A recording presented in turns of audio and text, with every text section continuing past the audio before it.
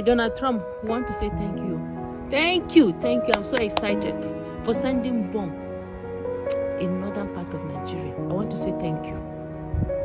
That shows you really love Christians. We want to say thank you. Donald Trump, in 2023, we lost a lot of our family members because of who? Fulani terrorists. But this time, the tune has changed. This year, we want to say thank you. People were able to celebrate Christmas. We're able to sleep. People don't sleep. But this year, people were able to celebrate. I call home, they say, oh, everything is okay. We want to say thank you. Do it again. Send more. Because in Plateau States, they have their hidden spots, especially these areas. We have Joshua in Dofo. We have Mahanga in Barkin-Ladi.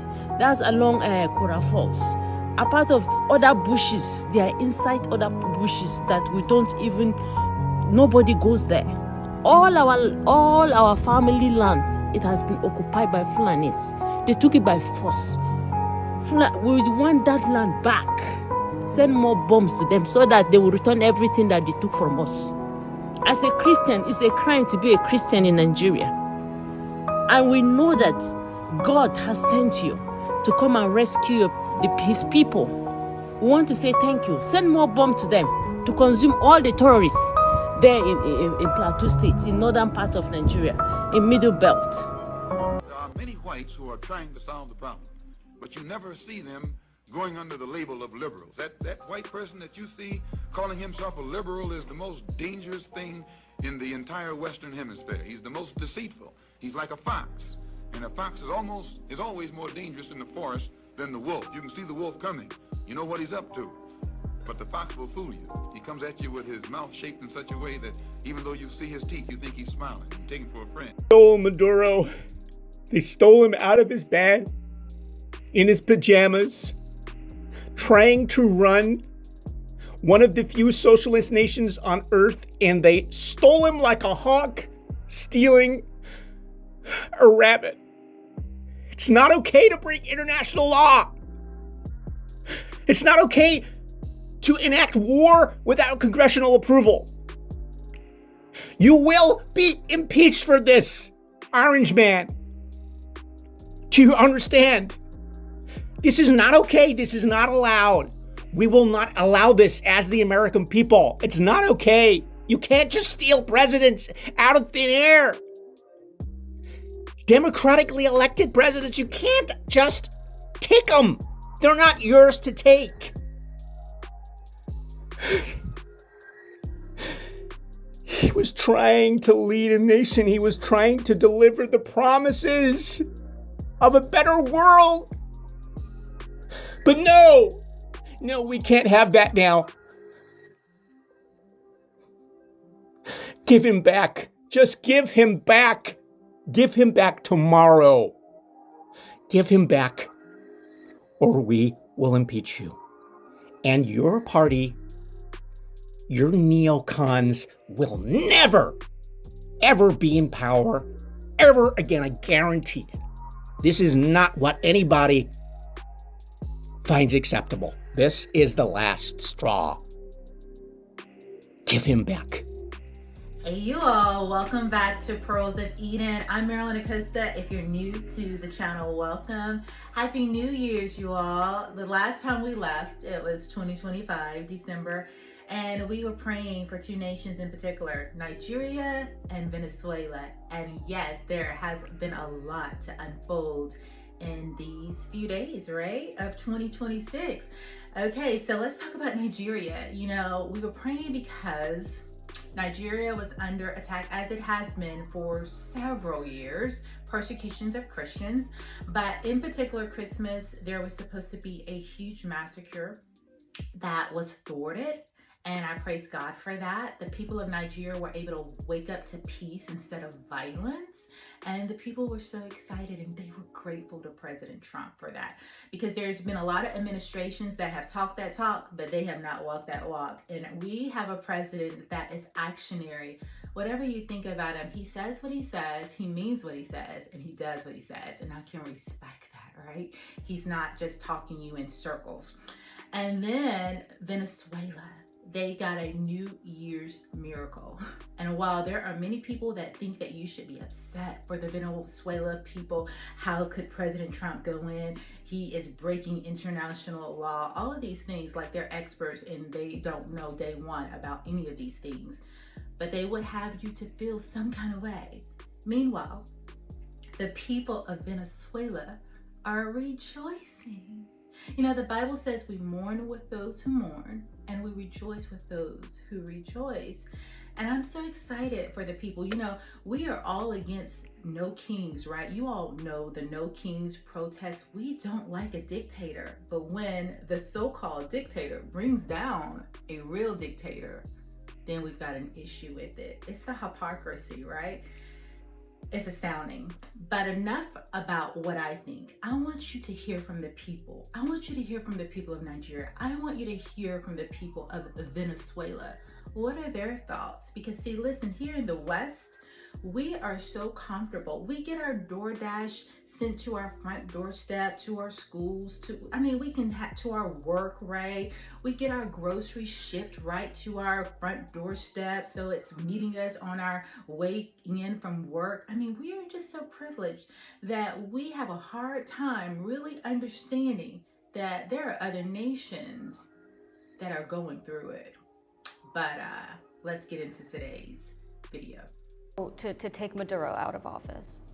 I don't want to say that, But you want to see him out? his days are numbered.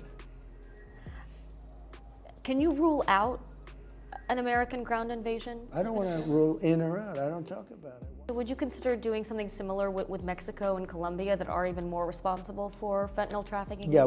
This is what I call promises kept, promises fulfilled. You see, President Trump, no matter what you think of him, he actually does what he says he is going to do. If he says it, he means it. And we have been so used to being duped in this country. When he said he was going to drain the swamp, he meant it. Now I know we're waiting for the Epstein files, and I have told you all with the Epstein files, that goes so far and so deep, and it is so connected that it has to be so strategic, because one domino out of alignment and the whole ship collapses. But I do believe that we will begin to get some what do you call it? Some intel real soon. So just hold on, you all. We have to understand these things are strategic and they do take wisdom, right? But mess around and find out there were Chinese leadership that were in Venezuela the time that he was apprehended. You don't think that sent a loud, strong message to other nations? This too can be you? Yeah.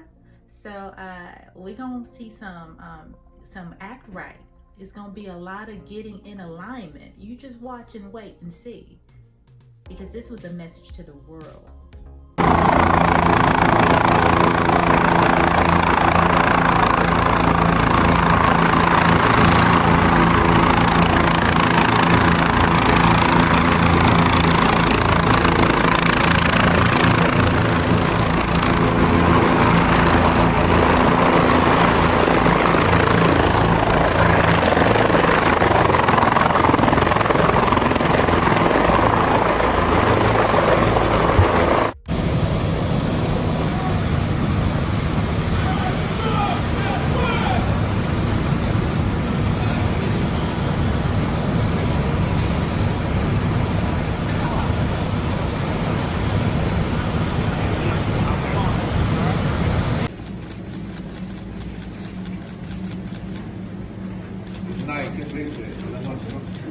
Good night. Happy New Year. Point, you can tell that there is some type of psychotic spirit that has taken over our country. Folks are mad that the president is doing what a president is supposed to do. You can tell that we haven't had real leadership, because when real leadership comes along, folks don't know how to handle it. A president's job is to protect his country from foreign and domestic threats. A president's job is to make sure the country is profitable. The president's job is to make sure its country's citizens can live in peace and prosperity. That's what our president is doing. But because we haven't had leadership in so long, people don't know how to handle this. I believe this thing really started. I know it started in the 60s when they had already had the plan to destroy America. But Barack Obama, y'all, he did a number on this country. He used the black man's mannerisms to charm the world. He learned the coolness of the black man. I'm telling you, he learned how to speak eloquently. He came with speeches about hope and change and captivated the world. And right in front of our eyes, blindly, we saw this man usher in all kind of abominations. And then Joe and Kamala patted these abominations on the back. Now we got boys really thinking they can be girls and girls thinking they can be boys. Now we have kids using kitty litter in the school because they identify as animals and that's how they use the restroom. We have kids being castrated at an early age by psychotic parents and doctors. And we have crazy people in the schools indoctrinating children. This is where we are. I don't know if we'll ever be able to recover, guys. This is how bad this is. And they are fighting the president on every front as he's trying to fix this country in its psychotic thinking. They are fighting him. Hi, my name is Paula, and I am Venezuelan, born and raised. I've lived in the United States for almost 10 years to the date, and I am an American citizen also, by the way. The main reason why I'm coming here today, I'm literally nobody, and if this reaches one person, my job here, that one person that didn't know what was happening in Venezuela, and now they do, my work here is done. I am outraged about the comments I've been seeing today. I made the mistake myself of going on social media and reading all the news outlets reporting on the news of the Venezuelan strikes, well, military strikes to remove Maduro, thank you. And everybody, ton of Americans, and then from whatever you're from, but you've never been to Venezuela, you have no idea about the political situation in Venezuela, the history of Venezuela, and trying to be like our saviors. Like, I can't. Let me set some things straight. First of all, the regime has been going on since 1998 when Chavez was elected president. From there on, their country is the mess, in good words, that it is today. We have suffered a lot. The Senate was dissolved. The Constitution was changed. They bought the military, all the armed forces. Many people have been killed, kidnapped. You can go do the Google search yourself, or just ask, because clearly Google is not working for you people. 3 things I want to get across today. 1, Venezuelans are sad. No, we're not. This is literally the happiest day of our life. This is our second independence. We are still in shock, complete shock about what finally happened. We have been wanting this. We have been praying for this. We have been literally anybody that we have been able to go to and ask, and nobody listened to us. So we are happy, enjoy. And even if you're a Venezuelan in Venezuela or a Venezuelan outside of Venezuela, in any country that you are, if you left 10, 15 years ago, 5 days ago, or a week ago, we are all happy. So don't worry about us. We're happy.